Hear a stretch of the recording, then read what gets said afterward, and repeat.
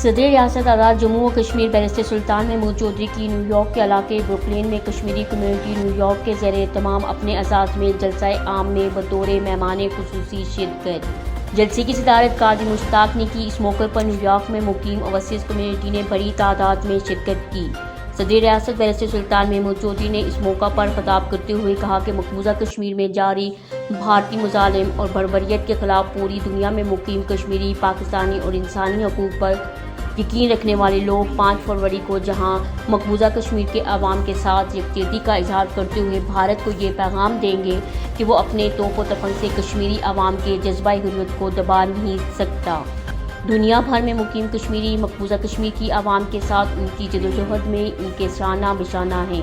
ہماری یہ جدوجہد اس وقت تک جاری و ساری رہے گی جب تک مقبوضہ کشمیر بھارت کے جابرانہ اور غاصبانہ تسلط سے آزاد نہیں ہو جاتا۔ 5 فروری کو میں لندن میں بھارتی سفارت خانے سے برطانوی وزیر اعظم کی رہائش گاہ 10 ڈاوننگ اسٹریٹ تک کشمیریوں کے مارچ میں شریک ہوں گا۔ نیو یارک کے ٹائمز اسکوائر میں بھی اوورسیز کمیونٹی مقبوضہ کشمیر کے عوام سے یکجہتی کا اظہار کریں۔ کہ وہ اس لیے پہچانتے ہیں مجھے کہ میں جب انٹرنیشنل فورم پہ جا کے میں کشمیر کی بات کرتا ہوں تو وہ ان لوگوں کو پسند آتی ہے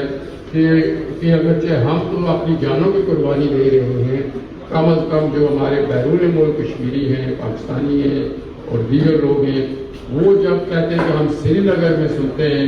آپ کی گونجو یا کسی اور بھی ہمارے لیڈر سارے آتے رہتے ہیں اور آواز بلند کرتے ہیں، تو اس وقت ہمیں بہت حوصلہ ہوتا ہے کہ ہم بھارت کی 9 لاکھ فوج سے بچ ہیں۔ تو اس لیے میں سمجھتا ہوں کہ 5 فروری کو اس دفعہ آپ یہاں نیو یارک میں خان صاحب نے کہا، مجھے پہلے پتہ نہیں تھا،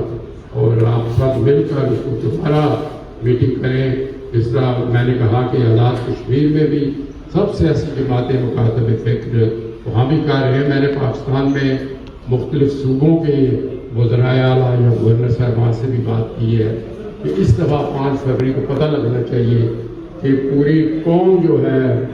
سردار صاحب کہہ رہے تھے تقسیم کشمیر کوئی مائی کا لال نہ کر سکتا ہے نہ کرنے دیں گے۔